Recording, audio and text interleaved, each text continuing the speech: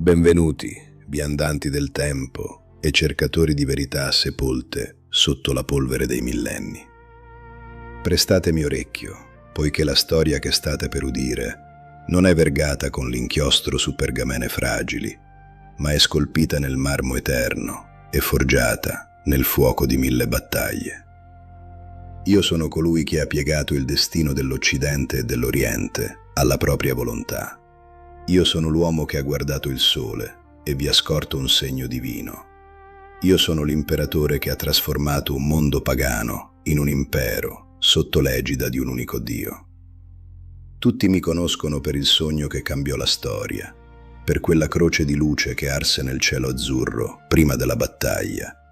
Ma pochi, ahimè, conoscono il ragazzo che fui prima di indossare la porpora, il giovane ostaggio che imparò a sopravvivere nella tana dei lupi. Io sono Flavio Valerio Costantino e questa è la mia confessione.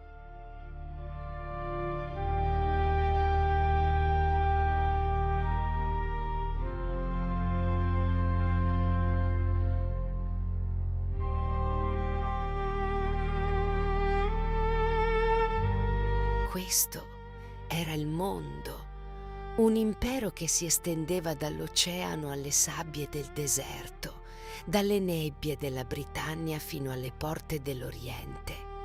Un solo potere, un solo destino e presto un solo uomo.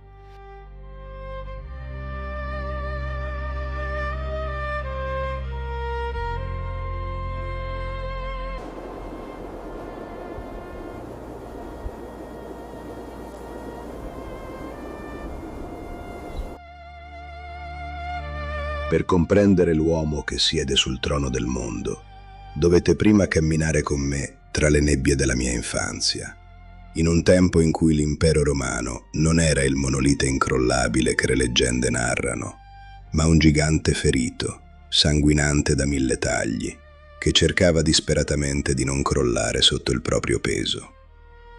Sono nato in un giorno freddo, il 27 di febbraio, nell'anno 272 d.C., nella città di Naissus, nella provincia della Dacia mediterranea.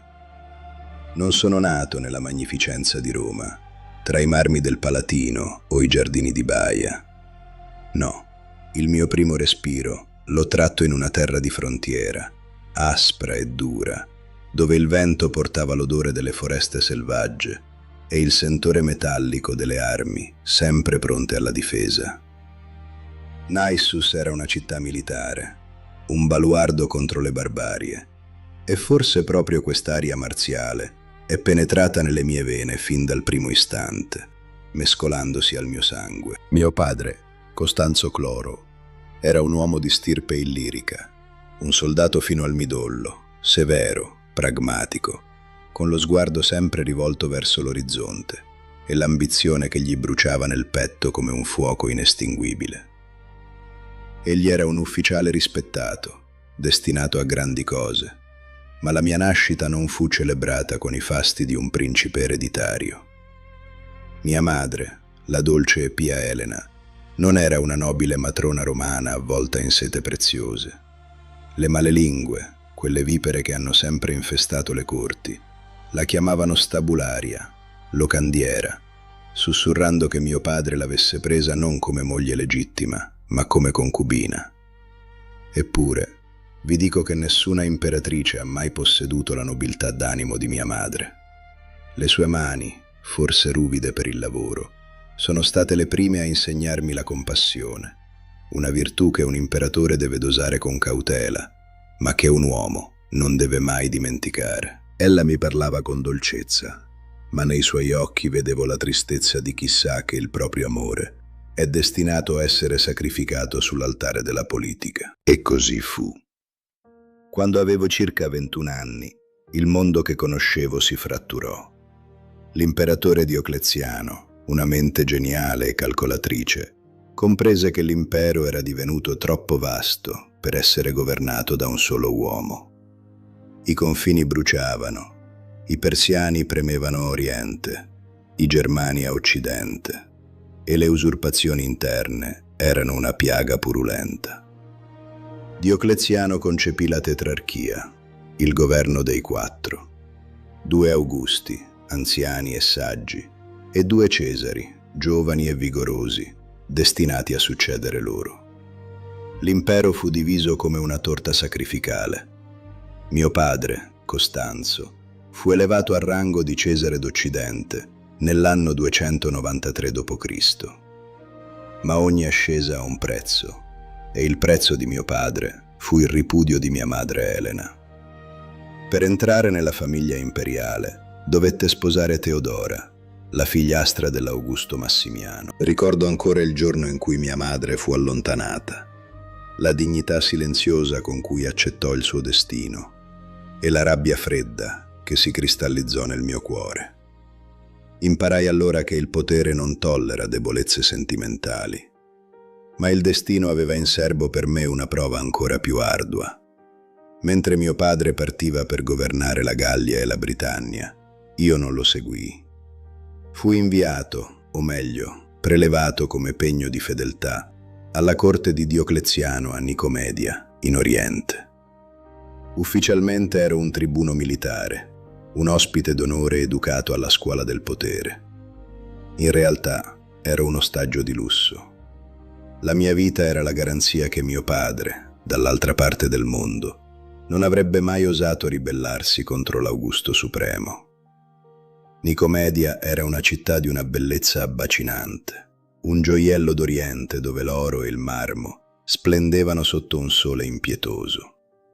Qui, nel cuore pulsante dell'impero, imparai l'arte della guerra e quella, ben più sottile e letale, della politica di corte.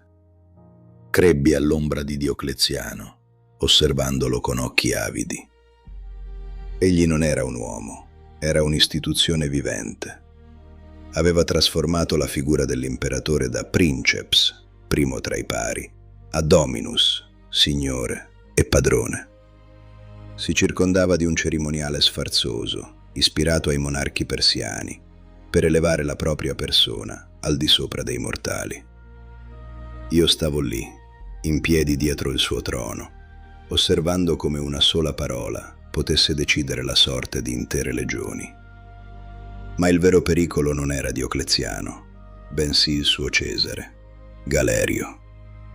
Un uomo brutale, un gigante fanatico che mi odiava con ogni fibra del suo essere. Galerio vedeva in me un rivale, il figlio di un uomo che forse temeva più di quanto ammettesse. Durante quegli anni a Nicomedia, la mia vita fu un continuo camminare su carboni ardenti. Galerio cercò in ogni modo di eliminarmi senza lasciare tracce, esponendomi ai pericoli più grandi durante le campagne militari contro i Sarmati e i Persiani. Ricordo una battaglia lungo il Danubio, dove mi spinse nella mischia più furiosa, sperando che una lancia barbara ponesse fine alla mia esistenza. Ma io combattei con la furia di chi sa di non poter morire quel giorno, perché sentivo nelle viscere che il mio destino era altrove. E quando tornai, coperto di sangue nemico, ma illeso, vidi la delusione nei suoi occhi, iniettati di odio. Un'altra volta mi sfidò a combattere contro un leone feroce durante una caccia, una bestia enorme che ruggiva la sua fame. Affrontai la fiera, il cuore che batteva come un tamburo di guerra, e ne uscii vittorioso, gettando la pelle della belva ai suoi piedi, tra gli applausi forzati dei cortigiani. Ogni tentativo di uccidermi non faceva che accrescere la mia fama tra i soldati e il popolo. Ero il figlio di Costanzo, ero giovane, ero forte, e possedevo quel carisma indefinibile che fa sì che gli uomini ti seguano anche nell'abisso. Ma non erano solo le battaglie a formare il mio spirito. A Nicomedia fui testimone di un orrore che segnò per sempre la mia anima. Nell'anno 303 d.C., Diocleziano, istigato dal fanatismo di Galerio, scatenò la grande persecuzione contro i cristiani. Vidi i loro luoghi di culto rasi al suolo, le loro sacre scritture bruciate nelle piazze, i loro corpi straziati dalle torture più indicibili. Eppure, ciò che mi colpì non fu la crudeltà dei carnefici, ma la serenità delle vittime. Vedevo uomini e donne andare incontro alla morte con una pace negli occhi che non riuscivo a comprendere. Non invocavano maledizioni, ma preghiere. In quel mare di sangue cominciai a chiedermi quale forza potesse spingere un essere umano a sfidare l'autorità imperiale con tanta mitezza. Il Dio dei cristiani era per me un mistero, un'entità lontana, ma la loro fede era una roccia contro cui si infrangeva la potenza di Roma. Non sapevo ancora che quel Dio misterioso avrebbe un giorno guidato la mia mano, ma il seme del dubbio fu piantato allora, tra le urla dei martiri e il fumo dei roghi. Il tempo passava e la salute di Diocleziano declinava. Nell'anno 305 d.C. accadde l'impensabile. Diocleziano e Massimiano abdicarono. Fu un evento senza precedenti. I due Cesari, Galerio e mio padre Costanzo, divennero Augusti. Secondo la logica, io avrei dovuto essere nominato Cesare d'Occidente per affiancare mio padre, e Massenzio, figlio di Massimiano, avrebbe dovuto ricevere onori simili. Ma Galerio, ora Augusto d'Oriente e figura dominante, manipolò la successione. Nominò due suoi fedelissimi, Severo e Massimino Daia, come nuovi Cesari, escludendo me e Massenzio dalla successione. Fu uno schiaffo in pieno volto, un'umiliazione pubblica che non potevo tollerare. Ma ancora più grave era la mia situazione. Ero rimasto alla corte di Galerio, non più come ospite, ma come prigioniero di fatto. Sapevo che i miei giorni erano contati. Se fossi rimasto lì, sarei morto per un incidente o per una malattia improvvisa. Dovevo fuggire. Dovevo raggiungere mio padre in Britannia prima che fosse troppo tardi. La mia fuga da Nicomedia è degna di un poema epico. Una sera, approfittando di un momento di distrazione di Galerio, ubriaco dopo un banchetto, ottenni con l'inganno un lasciapassare imperiale. Non aspettai l'alba. Partii nel cuore della notte, cavalcando come un demone. Sapevo che appena Galerio si fosse svegliato, avrebbe mandato i suoi sicari al mio inseguimento. Per rallentarli, ad ogni stazione di posta lungo la strada, facevo azzoppare i cavalli freschi che non prendevo con me, lasciando agli inseguitori solo bestie stanche e inutilizzabili. Attraversai l'Europa come un fulmine, bruciando le tappe, senza mai fermarmi a riposare, mangiando in sella, dormendo poche ore con la spada in pugno. L'aria fredda della libertà mi riempiva i polmoni man mano che mi allontanavo dall'Oriente soffocante per avvicinarmi all'Occidente di mio padre. Raggiunsi infine mio padre a Gesoriacum, sulla costa della Gallia, proprio mentre si imbarcava per la Britannia per sedare una rivolta dei Pitti oltre il vallo di Adriano. L'incontro fu commovente. Vidi mio padre invecchiato, stanco, la pelle grigia come il cielo del nord, ma i suoi occhi si illuminarono quando mi videro. Non eravamo solo padre e figlio, eravamo due sopravvissuti, due alleati in un mondo di traditori. Combattemmo insieme in Britannia, tra le nebbie e le brughiere, e lì, in quella terra ai confini del mondo conosciuto, compresi che il mio apprendistato era finito. Ero pronto a comandare. Quando mio padre morì a Eboracum, l'odierna York, il 25 di luglio dell'anno 306 d.C., non attesi l'approvazione dei tetrarchi lontani. Non inviai messaggeri a chiedere il permesso di esistere. I soldati, le legioni fedeli a mio padre, mi guardarono. Videro in me la stessa forza, la stessa determinazione, ma temperata da una visione più grande. Mi alzarono sugli scudi, acclamandomi Augusto, imperatore.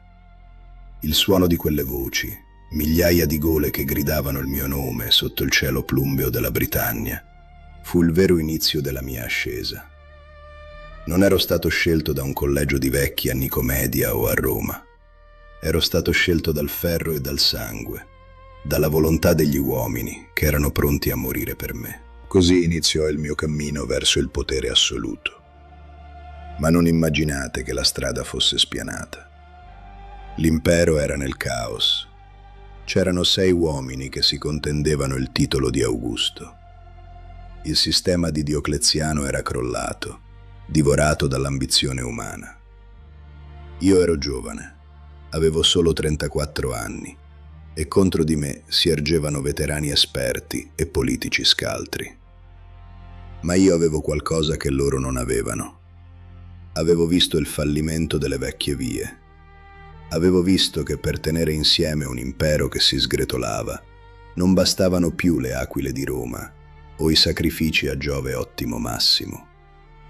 Serviva un nuovo collante, una nuova idea, una nuova fede. Ero un usurpatore agli occhi di Galerio, un nemico per Massenzio, che aveva preso il potere a Roma, un'incognita per tutti gli altri. Ma mentre marciavo verso sud, lasciandomi alle spalle le nebbie della Britannia per reclamare il mio posto nella storia, sentivo che qualcosa di più grande mi guidava. Non sapevo ancora che il mio destino si sarebbe compiuto sotto il segno della croce. Non sapevo che avrei fondato una nuova Roma sulle rive del Bosforo, destinata a durare per 1000 anni dopo la caduta dell'Occidente. Sapevo solo che dovevo vincere, non per me stesso, ma per l'idea di un impero che non voleva morire. Questa è la storia di come un ragazzo nato in una fortezza di frontiera, figlio di una locandiera e di un soldato, divenne l'uomo più potente della terra. Ascoltate bene, poiché nei sussurri del passato si nascondono le chiavi per comprendere il presente. Io sono Costantino e il mio regno non è stato solo di spada, ma di spirito. E tutto ebbe inizio lì, tra le foreste della Dacia, le corti dorate d'Oriente e le scogliere bianche della Britannia. Nacque Flavio Valerio Costantino, in un giorno d'inverno, il 27 di febbraio, in un anno che le cronache faticano a fissare con certezza, ma che la storia colloca attorno al 272 o 273 d.C. La città era Naissus, nella provincia della Mesia, una terra di confine, aspra e dura come la pietra delle sue montagne. Ma il destino di quel bambino non era legato alla sola polvere delle province danubiane. Il mondo in cui emise il primo vagito era un mondo ferito, un impero che aveva rischiato di sgretolarsi sotto il peso di 50 anni di anarchia militare, invasioni e pestilenze, salvato in extremis dalla mano di ferro di soldati imperatori illirici. Il padre, Costanzo Cloro, era uno di questi uomini, un ufficiale di talento, destinato a scalare le vette del potere. La madre, Elena, una donna di umili origini, forse una stabulara, possedeva tuttavia una nobiltà d'animo che avrebbe eclissato quella di molte imperatrici nate nella porpora. Ma la politica imperiale non conosceva sentimenti. Quando l'imperatore Diocleziano concepì la tetrarchia, il governo dei 4, per stabilizzare il dominio romano, impose sacrifici. L'impero fu diviso: 2 Augusti, Diocleziano e Massimiano, e 2 Cesari, Galerio e Costanzo Cloro.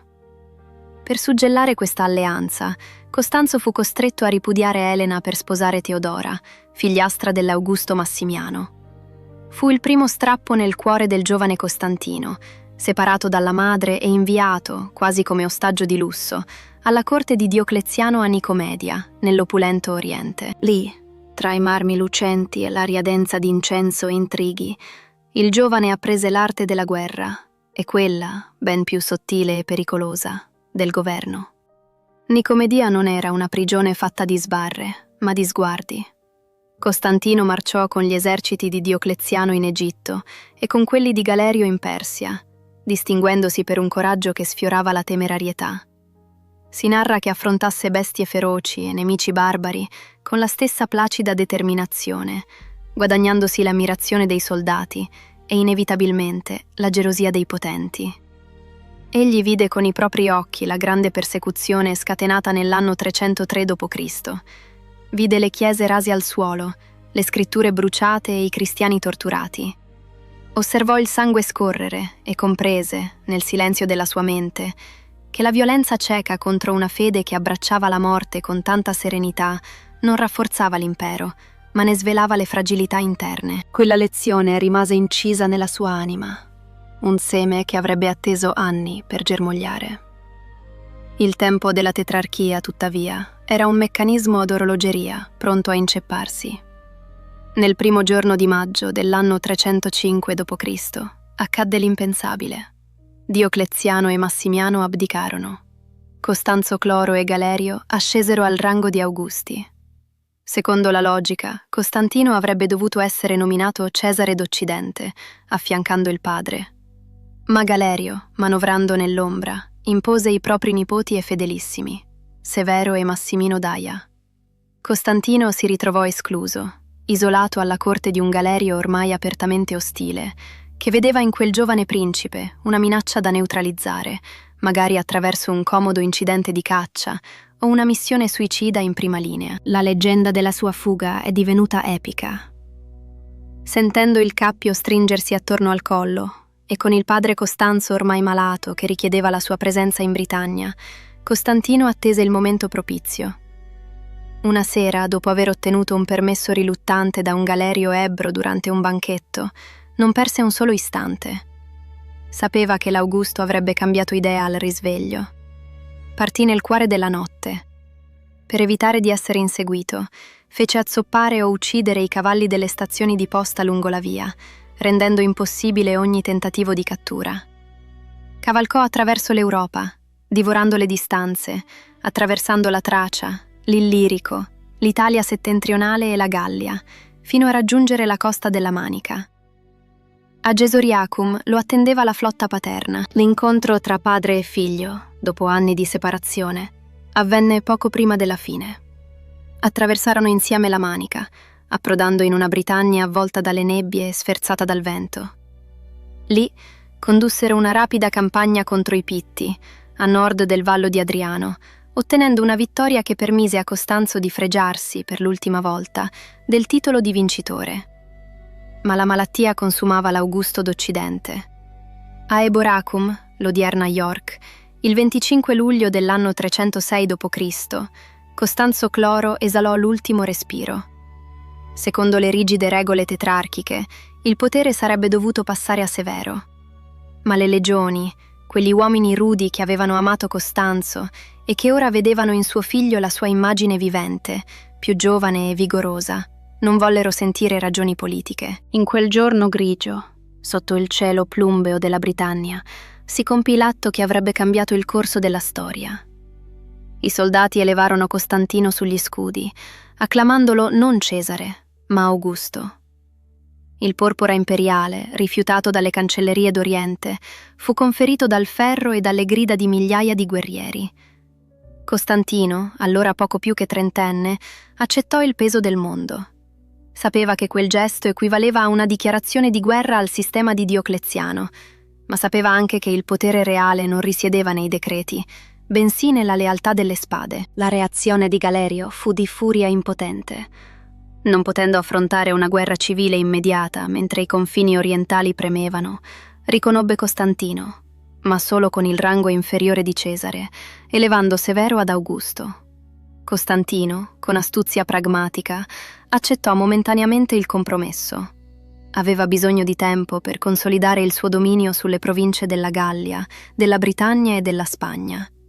Stabilì la sua corte a Treviri, trasformandola in una capitale degna di Roma, con palazzi, terme e basiliche che sfidavano la grandezza dell'urbe. Gli anni successivi furono un vortice di conflitti e alleanze tradite. Mentre Costantino difendeva il confine del Reno con una ferocia calcolata, celebre fu l'episodio in cui fece gettare i re franchi Ascarico e Merogai alle belve nell'anfiteatro, un monito terribile per chiunque osasse violare il limes. L'Italia precipitava nel caos. Massenzio, figlio del vecchio imperatore Massimiano, invidioso dell'ascesa di Costantino, si fece acclamare imperatore dai pretoriani a Roma nell'ottobre del 306 d.C. Il sistema tetrarchico andò in frantumi. Severo, inviato a sedare la rivolta, fu tradito dalle sue stesse truppe e ucciso. Il vecchio Massimiano tornò sulla scena politica, alleandosi prima con il figlio Massenzio, poi cercando rifugio e legittimità presso Costantino in Gallia. Fu in questo periodo convulso, nell'anno 307 d.C., che Costantino sposò Fausta, figlia di Massimiano, rafforzando il legame con la vecchia dinastia erculea. Ma l'ambizione non conosce legami di sangue. Nel 310 d.C., mentre Costantino era impegnato a respingere i Bructeri sul Reno, Massimiano tentò l'ultimo disperato azzardo. Diffuse la falsa notizia della morte di Costantino, si autoproclamò Augusto per la terza volta e si impadronì del tesoro imperiale ad Arles. La reazione di Costantino fu fulminea. Abbandonò il fronte renano, discese la Saona con le barche e marciò a tappe forzate verso sud. Massimiano, colto di sorpresa dalla velocità sovrannaturale del genero, fuggì a Marsiglia, chiudendosi nelle sue mura. L'assedio fu breve. I soldati di Massimiano aprirono le porte a Costantino. Il vecchio imperatore fu catturato. La storia ufficiale parla di suicidio, una scelta onorevole imposta al traditore, ma i sussurri delle corti narrano di una congiura sventata all'ultimo istante, in cui fu la stessa Fausta a rivelare al marito il piano del padre di assassinarlo nel sonno. Comunque sia andata, la morte di Massimiano segnò la fine di un'epoca e l'inizio dell'ascesa solitaria di Costantino in Occidente. Egli non era più il protetto di nessuno, né il Cesare tollerato. Iniziò a prendere le distanze dalla teologia tetrarchica di Giove ed Ercole, rivolgendo il suo sguardo verso una divinità solare, il Sol Invictus, Apollo, una luce che guidava i suoi passi e che prefigurava, forse senza che egli ancora ne fosse pienamente cosciente, l'abbraccio con il Dio dei cristiani. Intanto, a Roma, Massenzio consolidava il suo potere, ma la sua tirannia iniziava a gravare sul popolo e sul Senato. Le statue di Costantino venivano abbattute, il suo nome eraso. La guerra era inevitabile. Non si trattava più di difendere i confini, ma di definire chi avrebbe governato l'universo romano. Galerio morì nel 311 d.C., dopo aver emanato un editto di tolleranza che ammetteva il fallimento delle persecuzioni, lasciando l'Oriente diviso tra Licinio e Massimino Daia. In Occidente restavano solo due uomini, Costantino e Massenzio. Nella primavera dell'anno 312 d.C., Costantino prese la decisione che avrebbe fatto tremare i suoi consiglieri. Invece di attendere l'attacco di Massenzio, che aveva ammassato enormi riserve di grano e truppe in Italia, decise di attaccare. Disponeva di un esercito più piccolo, circa 40.000 uomini, veterani induriti dalle guerre galliche, contro i 100.000 o più di Massenzio. Ma Costantino possedeva qualcosa che il suo rivale non aveva: l'audacia del condottiero e una fede incrollabile nel proprio destino. La traversata delle Alpi fu un'impresa degna di Annibale. Al valico del Moncenisio, la neve e il ghiaccio sembravano voler fermare la marcia, ma le legioni avanzarono. La prima resistenza si manifestò a Susa, le cui porte furono date alle fiamme e le mura scalate. Costantino proibì il saccheggio. Voleva presentarsi all'Italia non come un conquistatore barbaro, ma come un liberatore. La pianura padana si aprì davanti a loro. A Torino l'esercito di Massenzio schierò la sua cavalleria pesante, i clibanari, uomini e cavalli interamente coperti di maglie di ferro, simili a statue di metallo semoventi. Una carica frontale sarebbe stata un suicidio. Costantino dimostrò qui il suo genio tattico. Ordinò alle sue truppe di allargare il fronte, lasciando che la carica nemica penetrasse nel vuoto, per poi colpire i cavalieri ai fianchi con mazze ferrate, l'unica arma capace di ammaccare e spezzare quelle armature impenetrabili. Fu un massacro. Torino aprì le porte. Milano lo accolse trionfalmente, ma la strada per Roma era ancora sbarrata da Verona, dove il prefetto del pretorio di Massenzio, Ruricio Pompeiano, si era asserragliato con le truppe migliori. L'assedio di Verona fu un capolavoro di arte militare. Mentre parte dell'esercito circondava la città, Costantino affrontò una forza di soccorso inviata da Ruricio, combattendo personalmente nella mischia, rischiando la vita come l'ultimo dei legionari. La vittoria fu totale. Verona capitolò e con essa cadde l'ultima difesa del nord Italia. La via per Roma, la via Flaminia, era ora aperta. Ma mentre marciava verso sud, lungo le rive del Tevere, l'animo di Costantino era inquieto.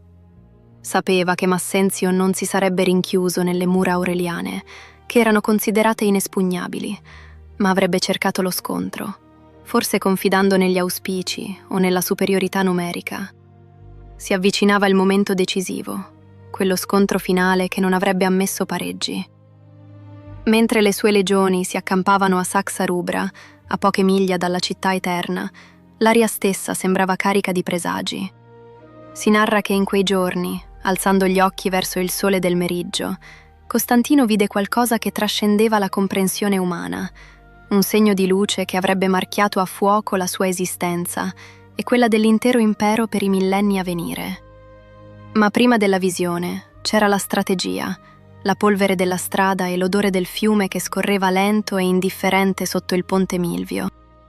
Le acque del Tevere non erano più indifferenti, ma pronte ad accogliere il compimento di un destino ormai inevitabile.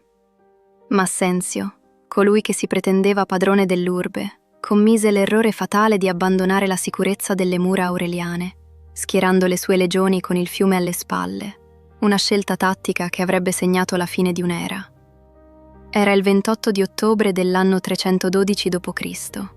I soldati di Costantino, i volti segnati dalla marcia e gli occhi accesi da quella nuova fede che il loro comandante aveva instillato nei cuori, avanzarono come un'onda inarrestabile.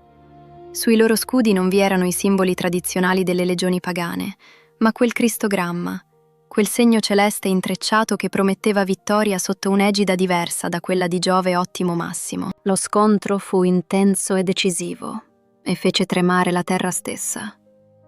La cavalleria costantiniana, disciplinata e compatta, riuscì a spezzare la resistenza dell'armata avversaria. Il ponte di barche, costruito frettolosamente accanto all'antico ponte Milvio in pietra, non resse al peso della ritirata. La struttura cedette e molti uomini e cavalcature furono travolti dalle acque del fiume. Massenzio stesso perse la vita durante il crollo e la confusione che ne seguì, scomparendo insieme al suo potere mentre si affermava l'ascesa del nuovo Augusto d'Occidente. Quando Costantino entrò a Roma il giorno seguente, non lo fece come un conquistatore che esige saccheggi, ma come un liberatore, mentre la notizia della sconfitta del rivale confermava che il suo dominio era ormai concluso. Eppure, la vittoria militare non era che il principio. La vera rivoluzione si consumò nel silenzio delle stanze del potere e nella diplomazia che seguì il fragore delle armi. Nel febbraio dell'anno 313 d.C., a Milano, Costantino incontrò Licinio, l'imperatore d'Oriente. Lì, in un accordo che avrebbe cambiato per sempre la struttura spirituale dell'umanità, fu promulgato l'editto che portava il nome della città. Non si trattava più di mera tolleranza, era il riconoscimento della libertà di culto, la fine delle persecuzioni dei secoli precedenti, la restituzione dei beni confiscati ai cristiani. L'impero, quella vasta macchina burocratica e militare, iniziava a orientarsi non più verso gli dei dell'Olimpo, ma verso un unico Dio, e il suo rappresentante in terra, Costantino, si ergeva come pontefice di questa nuova alleanza. Ma il potere assoluto non ammette condivisione. La diarchia con Licinio era destinata a sgretolarsi sotto il peso dell'ambizione. Per un decennio, la pace fu solo una tregua armata, un respiro trattenuto mentre le tensioni montavano come nubi di tempesta. Lo scontro finale, inevitabile come il tramonto, giunse nell'anno 324 d.C. Dalle pianure di Adrianopoli alle acque dell'Ellesponto, fino alla decisiva battaglia di Crisopoli, Costantino dimostrò che la visione di Saxa Rubra non era stata un caso. Licinio fu sconfitto, deposto e successivamente giustiziato. Ora, per la prima volta dopo quasi 40 anni, il mondo romano era unito sotto un unico sovrano, un solo Augusto, che teneva nel palmo della mano l'Oriente e l'Occidente, dal Vallo di Adriano alle sabbie della Mesopotamia. Con l'impero pacificato, l'attenzione dell'imperatore si volse alla costruzione di un'eredità che sfidasse l'eternità stessa. Roma, l'antica madre, era stanca, lontana dai fronti più attivi, appesantita da tradizioni senatorie repubblicane che mal si conciliavano con la nuova visione imperiale che Costantino stava forgiando. Il suo sguardo si posò a est, su un promontorio strategico dove l'Europa incontra l'Asia, Bisanzio. Lì, nell'anno 330 d.C., venne consacrata la nuova Roma, Costantinopoli, una città nata dal nulla per volontà di un solo uomo, adornata con le spoglie dei templi antichi, arricchita da palazzi, ippodromi e chiese. Non vi erano templi pagani nella sua fondazione, ma la grandiosità della chiesa dei Santi Apostoli, destinata a divenire il mausoleo della dinastia. L'asse del mondo si era spostato irreversibilmente. Eppure, mentre l'oro e il marmo celebravano la gloria pubblica, le ombre si allungavano all'interno del palazzo imperiale. Il potere, quando diviene assoluto, porta con sé la paranoia, il sospetto, il veleno che corrompe i legami di sangue. L'anno 326 d.C. rimane come una cicatrice profonda nella memoria del primo imperatore cristiano. Una tragedia degna dei drammi greci si consumò nel segreto delle stanze private, lontano dagli occhi delle folle. Crispo, il figlio primogenito, avuto dalla prima unione con Minervina, era un generale brillante, amato dalle legioni, l'eroe che aveva guidato la flotta alla vittoria contro Licinio. Era il futuro, la promessa di continuità. Ma la corte era attraversata da tensioni e sospetti. Voci e accuse, difficili da verificare, giunsero all'orecchio dell'imperatore. Fausta, la seconda moglie di Costantino, madre degli altri suoi figli, fu coinvolta in queste vicende in modo ancora oggi oggetto di dibattito tra gli storici. La mente di Costantino, abituata a vedere minacce ovunque per sopravvivere, cedette al sospetto. Senza un processo pubblico, Crispo fu condotto a Pola, in Istria, dove perse la vita in circostanze che restano oggetto di discussione storica. Il dolore e la tensione non si placarono con questo evento. Poco tempo dopo, anche Fausta morì nel palazzo imperiale, in condizioni che le fonti descrivono in modo diverso e che ancora oggi non sono pienamente chiarite. Qualunque sia stata la verità, questi eventi lasciarono un segno profondo nella vita dell'imperatore. Egli, che aveva unito la Chiesa nel concilio di Nicea dell'anno 325, stabilendo la natura stessa di Cristo e condannando l'eresia di Ario davanti a 318 vescovi, si ritrovava ora solo, circondato dal peso delle proprie decisioni. Il concilio aveva cercato di portare ordine nel caos teologico, definendo il credo che avrebbe attraversato i millenni, proclamando il figlio della stessa sostanza del Padre. Costantino aveva presieduto quelle sessioni seduto su un trono d'oro, scintillante di gemme, arbitro della fede pur non essendo ancora battezzato.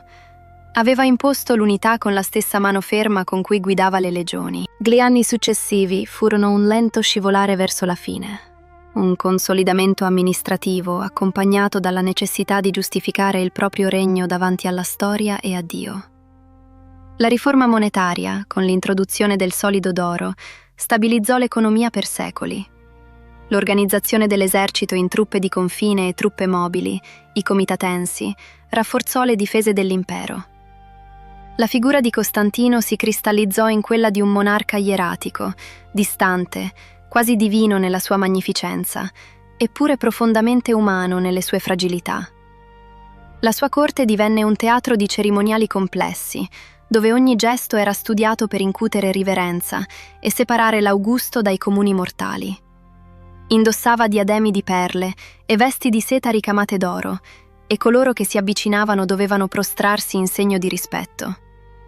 Era il tentativo di elevare se stesso al di sopra del giudizio umano, di divenire un'icona vivente. Nel 30° anno del suo regno, l'anno 337 d.C., la salute dell'uomo che aveva rimodellato il mondo iniziò a declinare.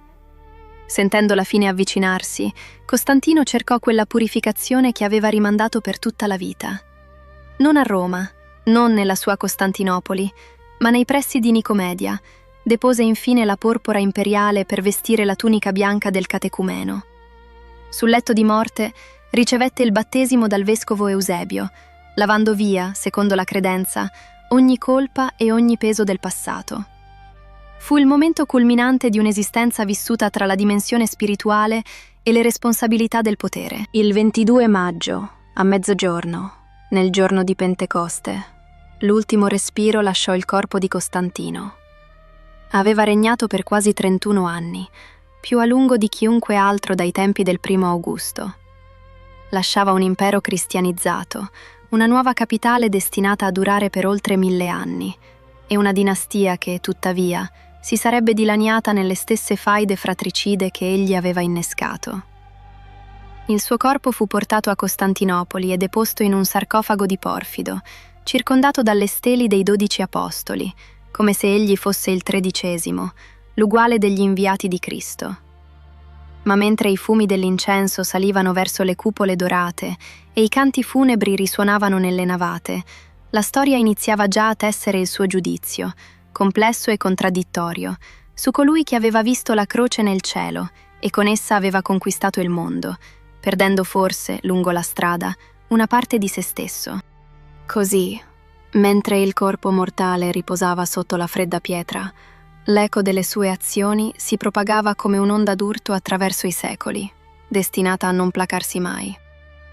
La morte di Costantino, avvenuta nel giorno di Pentecoste dell'anno 337 d.C., non segnò la fine di un'epoca, ma l'irrevocabile suggello su una trasformazione radicale che aveva sradicato le fondamenta stesse del mondo antico. Egli lasciava un impero che, in apparenza, era al culmine della potenza, unificato sotto un unico scettro e sotto un unico dio, ma che nel profondo celava fratture pronte a spalancarsi con la ferocia di belve affamate. Non appena il soffio vitale abbandonò l'Augusto, la pace che egli aveva imposto con il ferro e con il dogma si sgretolò. I suoi figli, Costantino II, Costanzo II e Costante, coloro che avrebbero dovuto incarnare la continuità della dinastia Neoflavia, si rivelarono non i custodi del sogno paterno, ma i suoi affossatori morali. Quella che seguì fu un'estate di sangue, un massacro sistematico orchestrato nelle stanze segrete del palazzo, dove la stirpe allargata di Costantino venne epurata con una spietatezza che avrebbe fatto impallidire i tiranni del passato. Fratelli, nipoti, cugini, tutti coloro che portavano nelle vene il sangue dell'imperatore defunto e che potevano rappresentare una minaccia per la successione diretta, furono passati a fil di spada. La pietas cristiana, che Costantino aveva innalzato a vessillo dello Stato, venne immediatamente dimenticata in nome della più brutale ragion di Stato. Di quella vasta famiglia rimasero solo i 3 figli e 2 giovanissimi nipoti, Gallo e Giuliano, quest'ultimo destinato a passare alla storia come l'apostata, colui che avrebbe tentato, invano, di cancellare l'opera dello zio e di riportare gli dei dell'Olimpo sui loro troni ormai deserti. Eppure, nonostante il sangue versato dai suoi eredi, l'edificio costruito da Costantino rimase saldo, poiché non era fatto solo di leggi e legioni, ma di spirito e pietra. La sua eredità più tangibile, la nuova Roma, Costantinopoli, si ergeva sul Bosforo come una sfida all'eternità. Mentre l'antica Roma, la città dei 7 colli, scivolava lentamente in un nobile ma inesorabile declino, divenendo un museo di glorie passate e un centro di potere puramente simbolico e religioso, la città di Costantino pulsava di una vita nuova. Egli aveva spostato l'asse del mondo da occidente a oriente, una decisione geostrategica di portata incalcolabile. Senza questa intuizione, l'impero romano sarebbe probabilmente crollato nella sua interezza sotto le ondate delle migrazioni barbariche del V secolo. Invece, grazie alle mura possenti che egli aveva tracciato e che i suoi successori avrebbero ampliato, l'Oriente romano sopravvisse per altri 1000 anni, custode della cultura greca, del diritto romano e della fede cristiana, fungendo da scudo per un'Europa che ancora doveva nascere. Ma è nell'anima dell'Occidente e dell'Oriente che l'ombra di Costantino si allunga maggiormente, inestricabile e densa.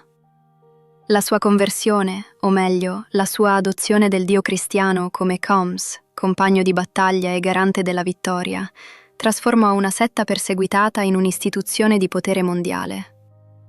Il concilio di Nicea, convocato nell'anno 325 d.C., non fu solo un dibattito teologico sulla natura del figlio rispetto al padre. Fu l'atto di fondazione di una chiesa imperiale, dove il dogma diveniva legge e l'eresia tradimento. Costantino non si limitò a liberare i cristiani. Egli fuse la croce con la spada, creando il prototipo del monarca cristiano che avrebbe dominato l'immaginario politico per tutto il Medioevo. Da quel momento in poi, ogni sovrano, da Carlo Magno agli zar di Russia, avrebbe guardato a lui come al modello supremo, colui che aveva saputo unire il cielo e la terra sotto la propria autorità. La storia, tuttavia, nel suo procedere lento e inesorabile, non ha mai smesso di interrogarsi sulla sincerità di quell'uomo complesso.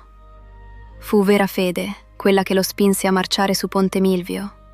O fu il calcolo geniale di un politico che aveva compreso che il vecchio paganesimo era ormai un involucro vuoto, incapace di tenere unito un impero vasto ed eterogeneo, mentre il cristianesimo offriva una disciplina, una gerarchia e una speranza universale capaci di cementare la società? Forse la risposta risiede nel fatto che, per un uomo come Costantino, non vi era distinzione tra politica e religione.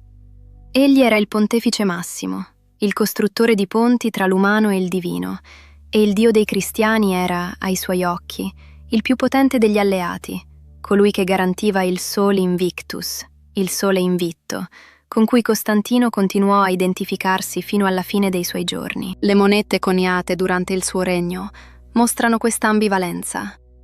Da un lato il profilo dell'imperatore, dall'altro simboli che potevano essere letti sia come cristiani che come solari, un sincretismo che parlava di un'epoca di transizione, dove il vecchio non era ancora morto e il nuovo non era ancora pienamente nato. Il giudizio su di lui rimane sospeso tra la venerazione e la condanna.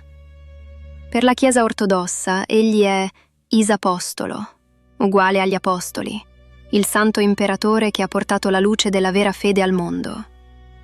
Le sue colpe, persino l'omicidio della moglie Fausta e del figlio Crispo, un'ombra oscura che macchia indelebilmente la sua gloria, una tragedia degna delle tragedie greche in cui la paranoia e il potere divorano gli affetti più cari, vengono lavate dal battesimo ricevuto sul letto di morte. Secondo questa visione, egli fu lo strumento della provvidenza, l'uomo necessario in un momento cruciale della storia della salvezza. Per altri storici, più critici e disincantati, egli fu il distruttore della tolleranza antica, colui che inaugurò l'era delle persecuzioni religiose a parti invertite, dove chi non aderiva al credo di Nicea veniva esiliato o ucciso. Fu il creatore di un dispotismo teocratico che soffocò lo spirito libero della classicità greco-romana sotto la cappa pesante del dogma. Vi è poi la questione della cosiddetta donazione di Costantino, un documento che apparve secoli dopo la sua morte, un falso storico confezionato nelle cancellerie papali per giustificare il potere temporale dei papi. In quel testo apocrifo si narrava che l'imperatore, guarito dalla lebbra da Papa Silvestro, avesse donato al vescovo di Roma le insegne imperiali e il dominio sull'Occidente. Sebbene falso, quel documento dimostra la potenza del mito di Costantino. Per secoli, il potere in Europa non poteva essere legittimato se non richiamandosi al suo nome. Egli era la fonte, l'origine, l'autorità suprema a cui tutti dovevano rifarsi. Anche quando l'umanista Lorenzo Valla, nel XV secolo, smascherò l'inganno filologico, la figura dell'imperatore non perse la sua maestosità. Egli rimase il colosso che aveva traghettato il mondo antico verso una nuova era, colui che aveva visto un segno nel cielo e, obbedendo a quel segno, aveva cambiato per sempre il destino dell'umanità. Negli ultimi istanti della sua vita, spogliatosi della porpora imperiale per indossare la veste bianca del neofita, Costantino forse rivide scorrere davanti ai suoi occhi le immagini della sua esistenza tumultuosa. Le legioni che lo acclamavano a York, le acque del Tevere che inghiottivano Massenzio, i vescovi riuniti a Nicea che lo guardavano come un dio in terra, lo sguardo terrorizzato del figlio Crispo prima dell'esecuzione, il volto enigmatico di Fausta. Aveva conquistato tutto ciò che un uomo poteva desiderare, il potere assoluto, la gloria eterna, la divinizzazione in vita, ma aveva pagato un prezzo altissimo, sacrificando la propria umanità sull'altare della ragion di Stato. La sua eredità non è solo nelle cattedrali o nei codici di legge, ma nella consapevolezza che il potere, quando diventa assoluto, richiede una solitudine assoluta. Il suo corpo, imbalsamato e venerato, divenne reliquia, ma il suo spirito si infuse nelle istituzioni che governano ancora oggi gran parte del mondo. Ogni volta che osserviamo la divisione tra Oriente e Occidente, ogni volta che vediamo l'interazione tra Chiesa e Stato, ogni volta che sentiamo parlare di una capitale che vuole essere una nuova Roma, stiamo guardando attraverso gli occhi di Costantino. Egli non è semplicemente un personaggio storico confinato nei libri di scuola. Egli è l'architetto del mondo in cui viviamo. L'impero romano d'Occidente cadde nell'anno 476, ma l'impero di Costantino, inteso come l'idea di una cristianità universale e di un potere centrale ordinatore, sopravvisse, mutando forma, adattandosi, rinascendo 1000 volte dalle proprie ceneri. Oggi, le rovine del suo palazzo a Treviri, l'arco trionfale a Roma, le fondamenta delle chiese di Gerusalemme e le mura di Istanbul sono i testimoni silenziosi di questa grandezza. Ma più di ogni pietra è la persistenza del suo nome e delle sue scelte a renderlo immortale. Costantino il Grande, il primo, l'unico, colui che osò guardare il sole e vedervi la croce, colui che prese un impero pagano e lo restituì cristiano, colui che, nel bene e nel male, plasmò la civiltà occidentale come un vasaio plasma l'argilla, lasciando su di essa l'impronta indelebile delle sue mani insanguinate e benedette. La narrazione della sua vita terrena si conclude qui, dove il marmo freddo del sarcofago incontra il calore della devozione e il gelo della critica storica. Le candele si consumano, l'incenso si dirada e la figura dell'imperatore scivola via, tornando nel regno delle ombre, lasciandoci soli a riflettere sul peso della corona e sul destino degli imperi. Il sipario cala sul primo imperatore cristiano, ma la storia, infaticabile, continua il suo corso, pronta a illuminare nuovi volti, nuove ambizioni, nuove tragedie. Diteci, nelle pergamene dei commenti, quale altra anima del passato, quale altro titano della storia o figura dimenticata dalle nebbie del tempo desiderate che venga evocata e sottratta all'oblio per narrare la propria verità.